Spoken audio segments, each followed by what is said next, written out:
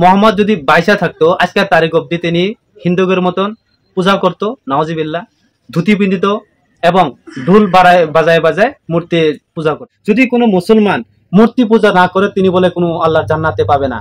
গ্রন্থ আছে, পবিত্র গ্রন্থ ওনাদের, যেরকম বেদ কোন, বাইবেল কোন, যজুর্বেদ, সামবেদ, অথর্ববেদ, না গীতা, মহাভারত, মানে পুরাণ, এই সমস্ত যেগুলি ধরেন মানে গণ্যমান্য সম্মানীয় যেগুলি গ্রন্থ আছে, তার ভিতরেও কিন্তু ওনাদের ধর্মাবলম্বী লোকেরাই বলে যে এই ধরনের মূর্তি হাতে বানায়া মূর্তি পূজা করাকে করে আপনি কোনোদিনও আল্লাহ বা ওনাদের ভাষায় ভগবান ওনার কোন নক্ষত্র লাভ করেন। ব্যক্তিগত মুনাফার কারণে কোনো সময় দাড়ি টুপি নিয়ে লাগে, কোনো সময় বোরখা নিয়ে লাগে, কোনো সময় বাড্ডা নিয়ে লাগে, কোনো সময় রাসূলুল্লাহ পাক সাল্লাল্লাহু আলাইহি সাল্লামের শানে মানে সিঁড়ি লাগায় দেয়, কোনো সময় উনি বিহু করতেছে, কোনো সময় তো উনি মানে কি বলে আপনার ঢোল বাজাইতেছে, ফাকুয়া দিতেছে, উনি মানে আমার শুভেচ্ছা। যে মুহাম্মদ সাল্লাল্লাহু আলাইহি সাল্লাম, তিনি তো সাল্লাল্লাহু আলাইহি সাল্লাম বলে না, তিনি বলেন সিদাসি মুহাম্মদ, নাউজিবিল্লাহ, আস্তাগফিরুল্লাহ। তো তিনি বলছেন যে মুহাম্মদ যদি বাইসা থাকতো আজকের তারিখ অব্দি তিনি হিন্দুদের মতন পূজা করতো, নাউজিবিল্লাহ, ধুতি পিন্ধিত এবং ঢোল বাজায় বাজায় মূর্তি পূজা করতো। এই সম্বন্ধে আমি হযরতের কাছে এই বিষয়ে কিছু জানতে চাই এবং তিনার সম্পর্কে কিছু জানতে চাই। আলহামদুলিল্লাহ, আসসালামু আলাইকুম ওয়া রাহমাতুল্লাহি ওয়া বারাকাতুহু। সর্বপ্রথম আপনাকে এই চ্যানেলের মাধ্যম দিয়ে আপনাকে অসংখ্য অগণিত ধন্যবাদ জানাই। আপনি যিনার সামনে জানতে চেয়েছেন তিনি হচ্ছেন লক্ষিমপুরের মুস্তাফা কামাল আজহারী সাহেবের কথাই বলতেছেন। ঠিক ধরেছেন আপনি। তো ইনার ব্যাপারে আপনি দেখেন আমাদের আসামে বিশেষ করে দরঙ্গে অসংখ্য অগণিত ওলামায়ে কেরাম, মুফতিয়ানে কেরাম, মুহাদ্দিসে কেরাম আছেন। তিনারা কখনো কোনো সময় এই সম্পর্কে কোনো ধরনের আলোচনা বা মুখ খুলেননি। এর কথা এটা নয় যে তিনার প্রতি উত্তর দিতে পারবেন না। তো এটা হচ্ছে এটাই মানে আল জিনসু ইয়ামিলু ইলাল জিনস, মানে মানে একটা যে এক বস্তু সেই বস্তুর সাথে তালুকাত থাকে। তো গতিকে উনি কথাকথিত আজহারি মনে হবে, আমার একটু ডাউটফুল আছে। কেননা মেসের আল আজহার বিশ্ববিদ্যালয় যেখানে, ওখান থেকে মিশরে, ওখান থেকে লেখাপড়ে করে আসার মানুষ মানে প্রচুর ওয়েট থাকে মানুষজন, নিশ্চয়। তো গতিকে উনি এই ধরনের মন্তব্য কেমন করে তুলে ধরে, মানে আফসোস লাগে ওনার মানে এই মন্তব্যগুলি আমরা যখন এই সময় প্রত্যক্ষ করি। তো বিশেষ করে আমরা নিজেও প্রত্যক্ষ করি বা ওনার ভিডিওগুলো দেখি।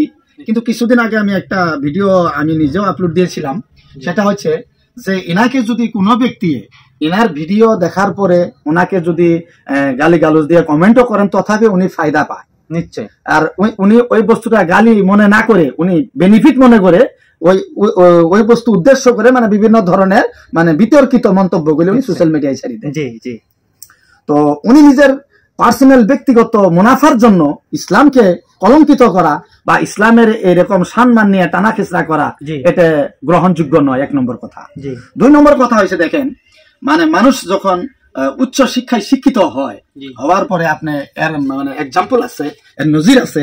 যেরকম আমাদের পূর্বে যে অতীত হয়ে গেছেন সুলমান রুশদি, যিনি একজন মানে মানে ইলম হাসিল করতে করতে করতে করতে লাস্ট ফিনিশিং এ উনি বলছেন দেয়ার ইজ নো গড, কোন আল্লাহ তাআলা নাই, নাউযুবিল্লাহ মিন যালিক। তাসলিমা নাসরিন বাস্তব প্রমাণ এখনো আছে বাংলাদেশে। উনি বলছে মানে কোরআনকে রিসার্চ করে করে করে করে শেষ মুহূর্ত বলছে যে আল্লাহ তাআলা কোনো কিছু নেই, নাউযুবিল্লাহ মিন যালিক। তো মানে মানুষের শিক্ষা করতে করতে করতে করতে প্রচুর শিক্ষা যখন হয়ে যায়, তখন মানে উনি দালালত অন্ধকারের ভিতরে মানে মুবতালা হয়ে যায়। যেমন করে আমাদের চাই বা এরকম কথাকথিত আজহারি চাই অনেক শিক্ষায় শিক্ষিত, অনেক জ্ঞানবান ছিল, উনি হচ্ছেন মিস্টার শয়তান। বহুত জ্ঞানের ভান্ডার। তো জ্ঞানের ভান্ডার বেশি হওয়ার কারণে লাস্ট টাইম উনি নিজেই শয়তান হয়ে গেছেন, আজাজিল হয়ে গেছেন, বিভিন্ন নামে মানে নামাকরণ হয়ে গেছে। তো গতিকে ওনার সামনে মানে আমি একটা এই মানে কোন ধরনের মানে কোন ওলামায়ে কেরাম মুখ না খোলার কারণে এটা নয় যে ওনার জবাব দিতে পারবো না।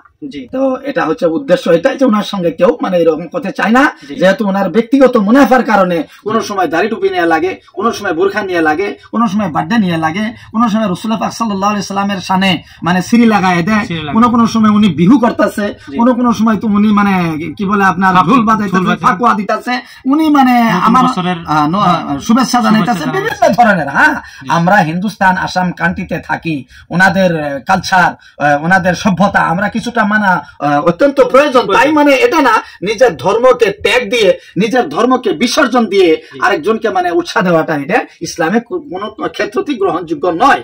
গতিকে উনি আমি তো বলবো কথাকথিত আজহারি, কারণ আজহারি যে কলসের ভিতরে পানি প্রচুর থাকে, ভর্তি থাকে, সেই কলসটা লড়চড় করে না, আর যেটা আধুরা থাকে ওটা খলবল করে লড়তে থাকে। গতিকে উনি যদি জ্ঞানের ভান্ডার আর উনি যদি আল আজহার বিশ্ববিদ্যালয় থেকে লেখাপড়া করে আসতেন তাহলে এই ধরনের বিতর্কিত বক্তব্য উনি দিতেন না। গতিকে ইনার সামনে যে আপনি কথা বলছেন বা আমাকে জিজ্ঞাসা করছেন, আমি আর কি বলবো, আমি কয়েকটা এক্সাম্পল দিলাম। যেরকম জ্ঞানের ভান্ডার ছিল সলমান রুশদি, লাস্ট টাইমে উনি ইসলাম থেকে খারিজ, তাসলিমা নাসরিন ইসলাম থেকে খারিজ হয়ে মানে এখনকার সিভিল হাসপাতালের ভিতরে উনি বর্তমান মানে মৃত্যুর সঙ্গে মানে যুঝতেছে। গতিকে অনুরোধ জানাবো যে আমাদের ইসলামটা এমন একটা ধর্ম, আল্লাহ তাবারক তাআলা পবিত্র কোরআনে ঘোষণা দিয়েছেন ইন্নাদ দীনা ইনদাল্লাহিল ইসলাম, আমাদের নিকট আল্লাহ বলতেছেন আমার নিকটে অতি প্রিয় বা অতি পছন্দমূলক ধর্ম যদি আছে সেটা হচ্ছে ইসলাম। কিন্তু ইসলামের মানে এটা নয় যে একজনকে আরেকজনকে টার্গেট করে কথা বলা। ইসলাম হচ্ছে শান্তির ধর্ম। তাই রাসূলুল্লাহ পাক সাল্লাল্লাহু আলাইহি সাল্লামের চরিত্র আদর্শ যারা নাকি আপনায় নিতে পারবো তাহলে ইসলাম কোনোদিনও কলঙ্কিত হবে না, যেহেতু আল্লাহ রাব্বুল আলামিন পবিত্র কোরআনে ঘোষণা দিয়েছেন লাকাদ কানা লাকুম ফি রাসূলিল্লাহি উসওয়াতুন হাসানাহ, লাকাদ কানা লাকুম ফি রাসূলিল্লাহি উসওয়াতুন হাসানাহ। তোমাদের ভিতরে যদি কেউ কাউর আদর্শ বা কালচারকে যদি আপনাইতে চাও, রাসূলুল্লাহ পাক সাল্লাল্লাহু আলাইহি সাল্লামের আদর্শকে তুমি আপনাও, আর ওই মোতাবেক যদি তুমি দিন গুজারা করো তাহলে তোমার জন্য দুনিয়ায় স্বর্গ জান্নাত হয়ে থাকবে। আপনাকে আমি আপনার সংক্ষেপে আরে একটি কথা আপনার কাছ থেকে জানবো। তিনি বলছেন যে আমরা যেহেতু ভারতবর্ষে থাকি, ভারতের বা আসামের আইন মানতেই হবে বা আমরা আসামের কালচার আমরা মানবো। তার সাথে সাথে যে আসামের যত হিন্দুরা আছে, তিনি বলেছেন যদি কোনো মুসলমান মূর্তি পূজা না করে তিনি বলে কোনো আল্লাহর জান্নাতে পাবে না। এই সম্পর্কে আসলে কতটুক মানে হাদিস মোতাবিক তিনি সত্য বলেছেন বা মিথ্যা বলেছেন, এই সম্পর্কে আপনি কি বলেন? দেখেন, ইনি মানে কথা বললে তো মানে বিতর্ক হয়ে যায়। আর আমি আগেই বলছি যে উনি নিজের ব্যক্তিগত মুনাফার জন্য বিতর্কিত বক্তব্যগুলো আপলোড দিয়ে থাকে। গতিকে হাদিস শরীফে আছে হুব্বুল ওয়াতনি মিনাল ঈমান, আমরা হিন্দুস্তানে বসতি করি, আমরা এই জায়গার জন্য, হিন্দুস্তানের জন্য, বিশেষ করে আসামের জন্য, দেশের জন্য, মাতৃভূমির জন্য আমরা রক্ত দেওয়ার জন্য প্রস্তুত আছি। গতিকে আমরা এই জায়গার কালচার, এই জায়গার পরিবেশ অবশ্যই আমরা যদিও না মানি কিন্তু আমরা সম্মান করতে হবে, ওনাদেরকে আমরা উৎসাহ দিতে লাগবে। তার মানে এটা নয় যে আমি পূজা করতে হবে, না করলে আমাদেরই হবে না।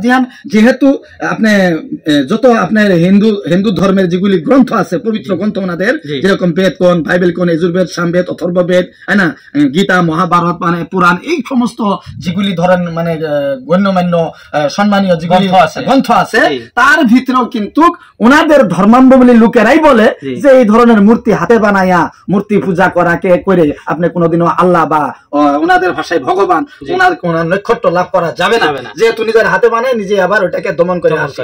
বলছে ইনি কোন কথার উপরে ভিত্তি করে এই কথা বলছে ওটা উনি ভালো জানবে, কিন্তু আমার ব্যক্তিগত ব্যাপারে যেটা বলতেছি উনি কথাটা সঠিক বলে নাই। নিশ্চয় ইসলামের তৌহিন একটা করছে, গতিকে আল্লাহ তাবারক তাআলা ওনাকে মানে ইসলাম সম্পর্কে অধ্যয়ন করে মানে বুঝে নিজে নিজে যাতে সংশোধনীয় করে নেয়, এই আহ্বানটা এই মিডিয়ার মাধ্যম দিয়ে ইনশাআল্লাহ ওনাকে আমি জানাবো। গতিকে এতটুকু ইনশাআল্লাহ। আসসালামু আলাইকুম, খোদা হাফিজ।